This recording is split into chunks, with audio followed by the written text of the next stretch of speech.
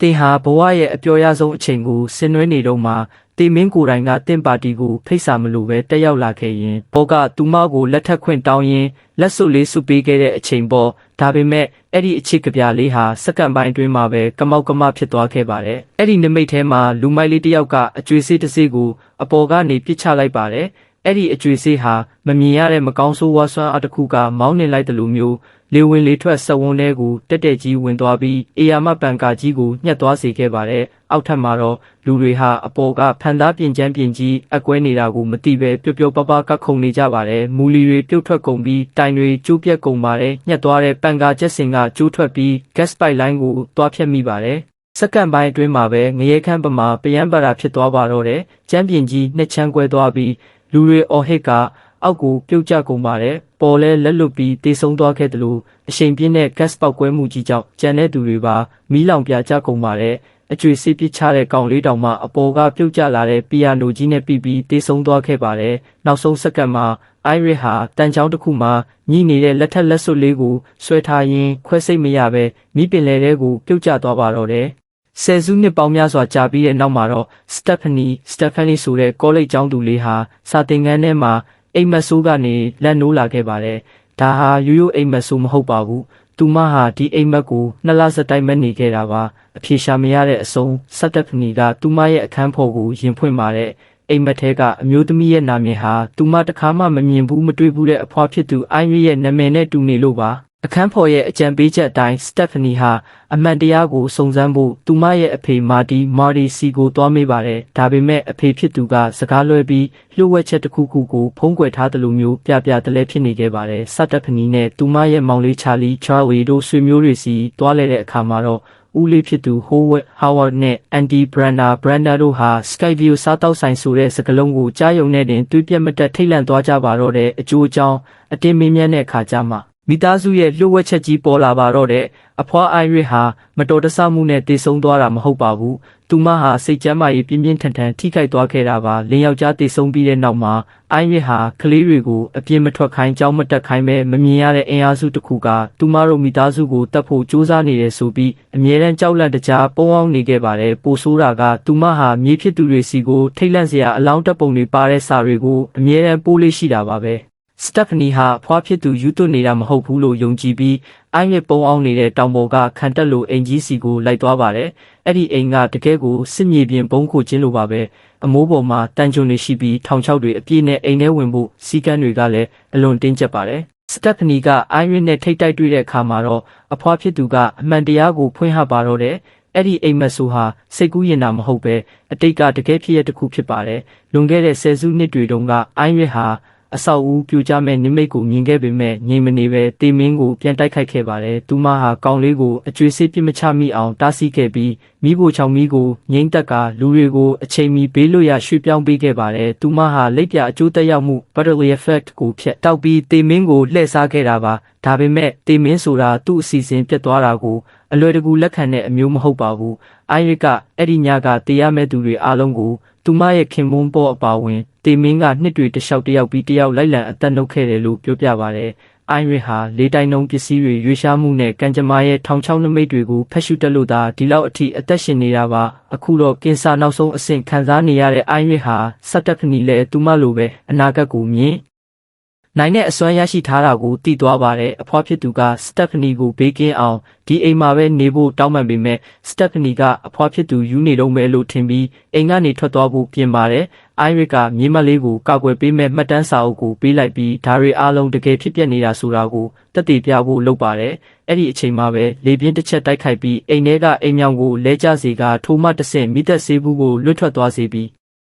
အိုင်ရီရဲ့ပါဇက်ကိုတက်တက်ကြီးဖောက်ဝင်သွားပါတော့တယ်။အနာဂတ်ကိုမြင်တဲ့သူဟာဒီလိုနဲ့ပဲနှုတ်ဆက်သွားခဲ့ရရှာပါတယ်။အိုင်ရီတေဆုံးပြီးတဲ့နောက်မိသားစုဝင်တွေဟာဇာပနအပြီးအသားကင်ပါတီလုပ်ဖို့စုဝေးကြပါတယ်။သူတို့ဟာတေမင်းရဲ့ပြစ်မှတ်အသစ်ဖြစ်နေပြီဆိုတာကိုလုံးဝသတိမထားမိကြပါဘူး။အိုင်ရီကသွေးမျိုးဆက်ကိုကယ်တင်ခဲ့တဲ့အတွက်တေမင်းကစည်ရင်ဟောင်းကိုပြန်ရှင်းဖို့ရောက်လာတာပါ။မမြင်ရတဲ့တေမင်းကသူ့ရဲ့ကစားပွဲကိုစတင်လိုက်ပါတယ်။ကွဲနေတဲ့ဖန်ကွဲစတစ်ခုကရေခဲပုံးထဲကိုတတိမထားမိပဲရောက်သွားပါတယ်။အေးခွက်တစ်ခုကလည်းလောင်စာဂတ်အိုနာမှာကက်လျက်ရှိနေပါတယ်။ ဦးလေးဟိုးဝကလက်ရှိအချိန်ကိုပျော်ပျော်နေဖို့ဆူတောင်းပြီးအရက်တောက်နေတဲ့အချိန်မှာအိမ်နောက်ဖေးမှာတော့ကန်ဆိုးမှုမောင်ကျမှုတွေစတင်နေပါပြီစတက်ဖနီဟာအဖွားပေးခဲ့တဲ့လှုပ်ဝက်စာအုပ်ကိုဖတ်ရင်းအသားကင်ဆက်နဲ့ထရမ်ပိုလင်ခုံနဲ့ဖြာအကြောင်းတတိပေးချက်ကိုသဘောပေါက်သွားပါတယ်သူမမောင်လေးချာလီစီကိုဖုံးအမြန်ဆက်ပေမဲ့နောက်ကျသွားပါပြီခြံထဲမှာကလေးတွေခုံနေတဲ့ထရမ်ပိုလင်အောက်တက်တဲ့မှာထက်မြက်လာတဲ့မျက်ချစ်ဆက်ကြီးကလျက်ရှိနေပါတယ်ဖန်ခွက်ကွဲတာစပရိန်ပြုတ်တာတွေဖြစ်ပြီးတဲ့နောက်ဦးလေးဟိုးဝက်ဟာဖန်ကွဲစကိုတက်တက်ကြီးနင်းမိပါတော့တယ်နာကျင်လွန်းလို့နောက်ပြန်လဲကျသွားတဲ့အချိန်မှာပဲတုန်ခါနေတဲ့စက်ပစ္စည်းတွေကြောင့်မျက်ချစ်ဆက်ကမောင်းနေနေတဲ့မျက်ရည်ဆက်ပေါ်ပြုတ်ကျပြီးမျက်ရည်ဆက်ကြီးကရှေ့ကိုဂျိန်းခနဲ့ထွက်သွားကဟိုးဝက်ကိုနင်းချပြီးပထမဆုံးသားကောင်ဖြစ်စေခဲ့ပါတော့တယ်ဇာပနနှစ်ခွန်းအပြီးမှာတော့စတက်ဖနီဟာအဖွားရဲ့စာအုပ်ကိုကြည့်ပြီးတေမင်းရဲ့စီးစနစ်ကိုနားလည်သွားပါတယ်တေမင်းဟာစားတောက်ဆိုင်ကထိုင်ကုန်နေရအတိုင်းအစင်လိုက်တက်နေတာပါသူမကဟိုးဝစ်ရဲ့သားကြီး Eric ဟာနောက်ထပ်ပြစ်မှတ်ဖြစ်တယ်လို့သတိပေးပေမဲ့ဘယ်သူမှမယုံကြပါဘူးEric တယောက်သူ့ရဲ့စက်ပြင်အလုပ်ရုံမှာရှိနေတဲ့အချိန်ကန်ဆိုးမှုတွေကစုပြုံရောက်လာပါတယ်လက်ပတ်နေတဲ့မျက်နှာချက်ပံကEric ရဲ့နှာခေါင်းကွင်းထဲကိုတန်ကြိုးနဲ့တွားချိတ်မိပြီးသူ့ကိုထိပြားထောက်ခိုင်းထားပါတယ်သူကရုန်းကန်ရင်မိအိမ်ကိုတိုက်မိလို့ကျမ်းပြင်ပေါ်ကလောင်စာစီတွေမိဆွဲလောင်ပါတော့တယ်Ericကအသက်လူပြီးသူ့နှာခေါင်းကွင်းကိုအတင်းဆွဲဖြက်ကမိလောင်နေတဲ့အခန်းထဲကနေလက်မတင်လေးလွတ်မြောက်ခဲ့ပါတယ်စတက်ဖနီနဲ့ချာလီတို့ကသူ့ကိုလိုက်ရှာတွေ့ပေမဲ့အိမ်မဆိုးကမပြီးသေးပါဘူးစတက်ဖနီကအဲရစ်ဘေးနာကအန်နီယယ်တွေကိုလိုက်ကာကွယ်ပေးနေတော့နှစ်ချက်တက်ပြီးပြေးခုန်နေတဲ့အဲရစ်ရဲ့ညီမဂျူလီယာနဲ့ဆုံပါတယ်အဲ့ဒီအချိန်မှာပဲအမိုက်ကားတစ်စီးမောင်းလာပါတယ်မြည်သူမှမထင်မှတ်ထားပဲဂျူလီယာဟာအမိုက်ကားရဲ့အလိုလျောက်အမိုက်တိန်ဆက်ထဲကိုရုတ်တရက်ပါသွားပါတော့တယ်စတက်ဖနီကပြေးဆွဲပေမဲ့အမိုက်ကားမောင်းသမားကတချင်းတန်ကြောင့်မကြားရပဲဆက်ကဂျူလီယာကိုချက်ချင်းညှက်တက်လိုက်ပါတော့တယ်အခုတော့ကျန်တဲ့သူတွေအားလုံးကြောက်တူးတုံကုန်ပါပြီးအန်ဒီဘရန်ဒါကလှုပ်ဝက်ချက်တစ်ခုကိုဖွင့်ဟာပါတယ်အဲရစ်ဟာဟိုးဝဲရဲ့တွေးရင်သားရင်မဟုတ်ပါဘူးသူဟာအိုင်ရီရဲ့တွေးမတော်ဆက်တဲ့အတွက်တေမင်းကသူ့ကိုကြော်ပြီးဂျူလီယာကိုတတ်ခဲ့တာပါဒါဆိုရင်နောက်ထပ်ပြစ်မှတ်ကတားငယ်လေးပိုပြီးပါပဲဖြစ်ပါတယ်တို့တွေဟာအိုင်ရီလွန်ခဲ့တဲ့နှစ်ပေါင်းများစွာကကယ်ခဲ့တဲ့ကောင်လေးဝီလီယ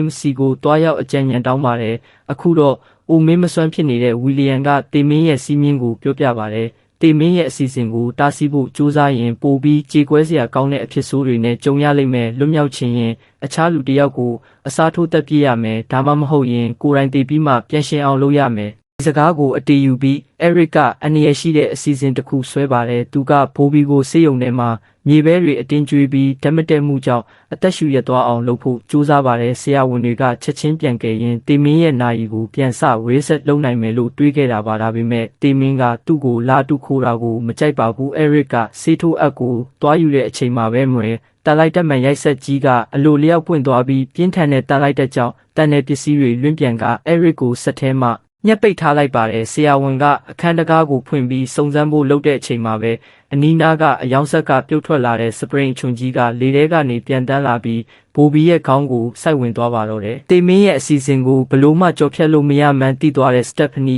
ချာလီနဲ့သူတို့အမေဒါလင်းဒေါ်လုံတို့ဟာအိုင်ရီရဲ့တောင်ပေါ်ကအိမ်ဟောင်းစီကိုထွက်ပြေးကြပါတယ်ဒါပေမဲ့တေမင်းကသူတို့နဲ့အတူကားပေါ်မှာပါလာခဲ့ပါပြီးစတက်ဖနီကကားကိုအိမ်ချန်စီရိုတဲ့အရှိန်ပြင်းပြင်းမောင်းထဲလိုက်လို့ကားမောက်သွားပြီးသူမဟာထိုင်ကုန်ခါပတ်နဲ့ညှက်နေခဲ့ပါတယ်ဂက်စ်တွေယိုစိမ့်ပြီးမိဘွားတွေထွက်နေတဲ့အချိန်မှာအမေဖြစ်သူဒါလင်းကသူမကိုသူမစနစ်တကျဆွတ်လွတ်လိုက်ပါတယ်သူမကချာလီကိုကားထဲကနေအတင်းဆွဲထုတ်ကယ်တင်ပေးခဲ့ပေမဲ့ကားပေါက်ကွဲမှုနဲ့အတူအပေါ်ကပြုတ်ကျလာတဲ့ဓာတ်တိုင်ကြီးကဒါလင်းကိုတက်တက်ကြီးပိတက်သွားပါတော့တယ်ချာလီကရေကန်ထဲလွင့်ကျသွားပြီးသတိမိနေတဲ့စတက်ဖနီကိုဆွဲထုတ်ကနှလုံးနှိုးစော်နီးပရင်နဲ့အသက်ပြန်သွင်းပေးခဲ့ပါတယ်။မောင်နှမနှစ်ယောက်ဟာစတက်ဖနီခဏကအသက်ရှူရက်သွားတာဟာတေပြီးပြန်ရှင်လာတာလို့ယူဆပြီးအာရပါရဖတ်ငူကြပါတယ်။သူတို့ထင်တာကတော့ကံကြမ္မာဆိုးကိုချိုးဖျက်နိုင်ခဲ့ပါတယ်။တပတ်အကြာမှာတော့သူတို့ဟာတငယ်ချင်းတစ်ယောက်ရဲ့အိမ်ကပါတီကိုရောက်နေပါတယ်။ဘေးကင်းပြီလို့ထင်နေတဲ့အချိန်မှာပဲစတက်ဖနီဟာနင်းစီစူးမိသွားပါတယ်။အဖွားရဲ့စာအုပ်ထဲကနောက်ဆုံးစာမျက်နှာကို